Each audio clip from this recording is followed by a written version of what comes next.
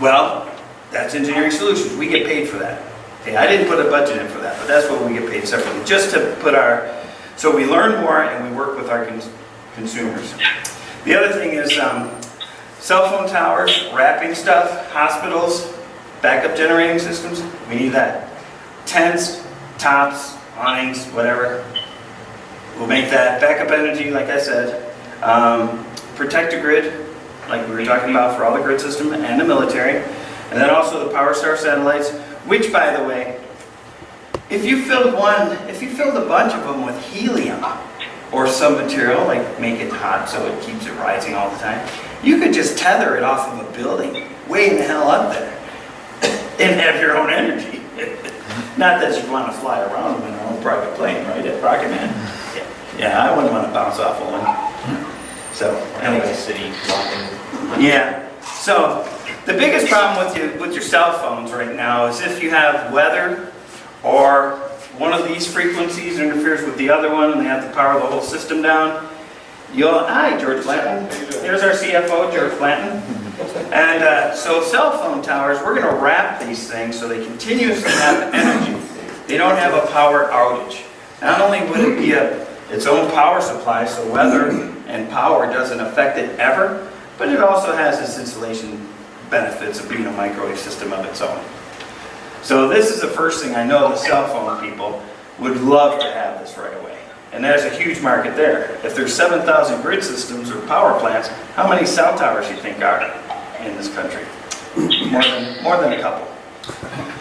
So, advanced habitation, this is something Highland loves. He says, I want to get off the grid, you know. He wants to live like that guy in the Terminator.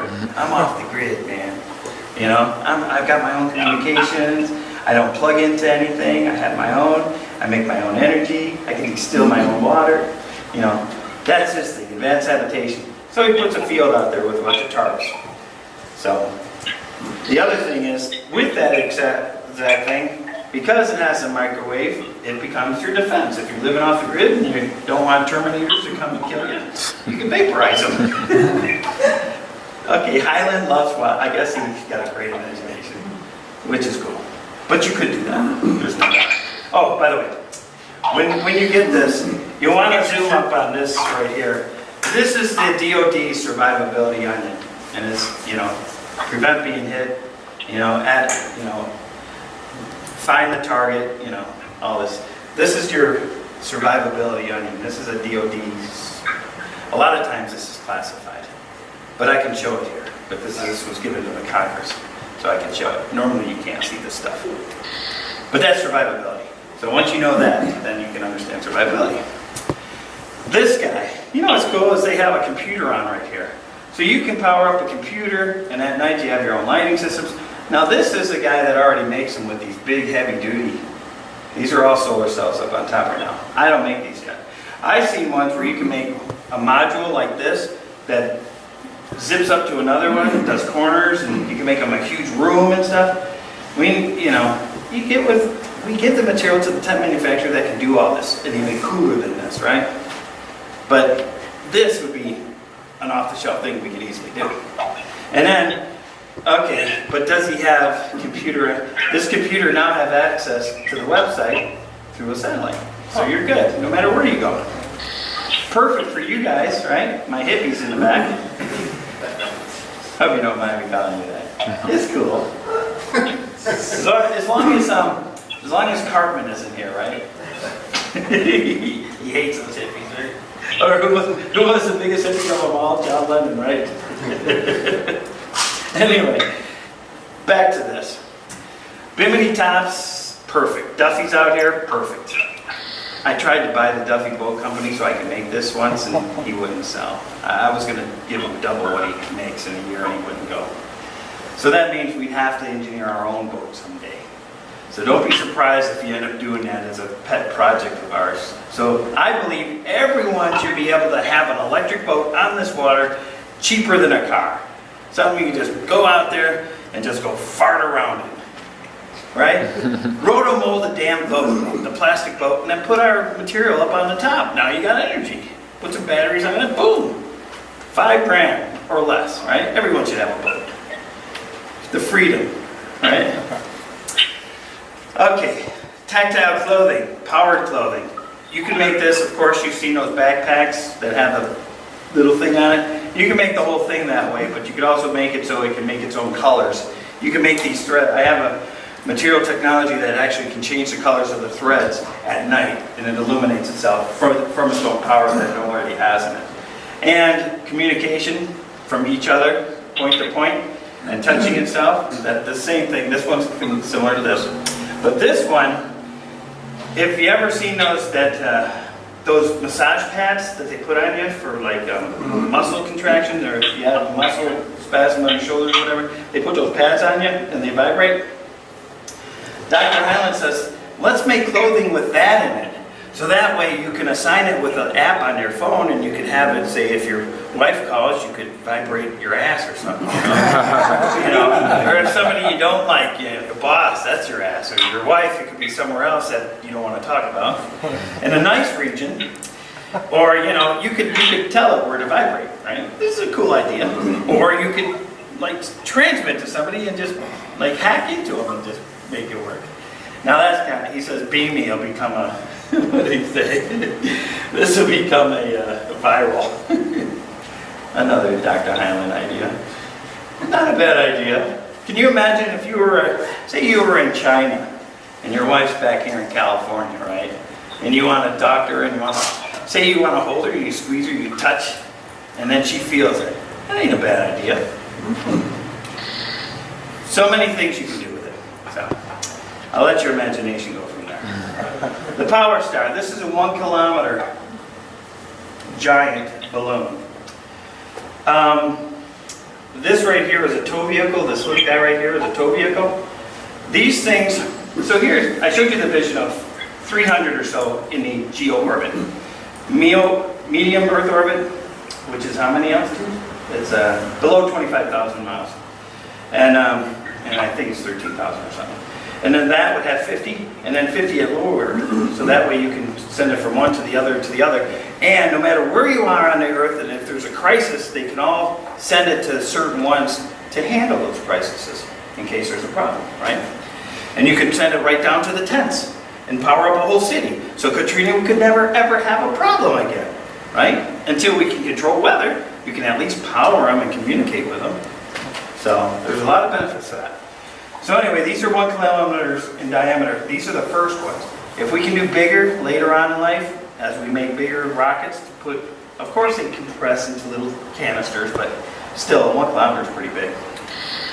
As an idea, this is the Echo from 1960 that NASA put up. I'm actually having an image of this made, and it's actually this balloon right here. See this car? This is a truck.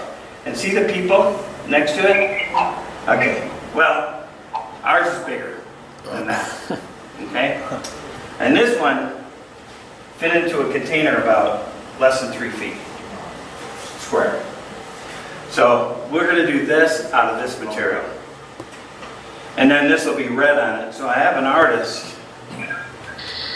This artist right here is going to make me a rendering of exactly what we talked about, but from the low Earth orbit looking outward into the Earth with these tow vehicles, because there's got to be about 3-4 tow vehicles out in outer space just maintaining everything and repairing, maintaining, moving, shuffling, whatever. Just the ultimate goal is in 15 years, that space should be one hell of a profit center, and it should become a natural work environment for a lot of people. There should be manufacturing, 3D printing up there. There should be a lot of factories and a lot of ways of making money.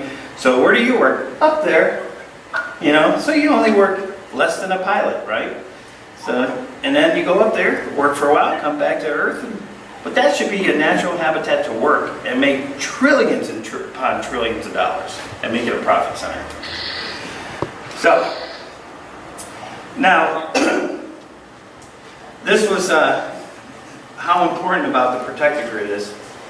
If one EMP nuke was put above Kansas right in this area, in the center of the country, 9 out of 10 people in America within a year would be dead with one. So this is a big threat, and nobody's addressed it yet until we did. to the president already. So they already know all this. So here's the TRL, which is technology readiness level, and the risk. Here's your high risk areas. These aren't too high, but anyway. There's a lot of things, everything's got to be super easy down here, okay? That takes a lot of money to get there. So this was, okay, some of you went with us to see the first two buildings. The one here on 2nd Street is leased out for 10 years. I can't get it. I even wanted to give them twice the money for it. They're just too happy with it. The one over by the airport's still available. I'm not super happy about it. And I have another 15 that are around on average 100,000 square feet. With a minimum, it has to have a minimum of, like I said, 25,000 square feet of office space. So, and the rest is lab. And sometime we'll start factories in the back of it too. So I'm going to be looking at that next week. So we're still going ahead. We just don't know where yet. This was the one that's still available at the airport. These, we own everything. It's not like, it's just an idea. I own all the sites and the trademarks and the patent. So we're good. Numbers. These were old numbers. You can see them probably. I'm going to probably have to double these in the second year. Once we get the proof of concept, most of these numbers will double because there'll be more demand for it than we have capability, which means I got to accelerate. To accelerate, you got to either work people to death, which I don't believe in, or hire the shit out of them. But you got to educate them. And that's why I'm going to give you guys all USBs so you can self-educate, but once you get it working with us, you'll have time to educate. Part of your day is all education anyway, because it has to be, period end. So, and then there has to be sheer time together. So anyway, as you can see in the first year, this is about 150 people in the first year. Okay, this 330 will be the second year. This second year is not going to be 220 anymore because we got to do protected grid quicker. So these numbers are old, but you can see within 10 years is 1,800 people. This slope is going to be a lot higher. So this is some of the startup funding, 77.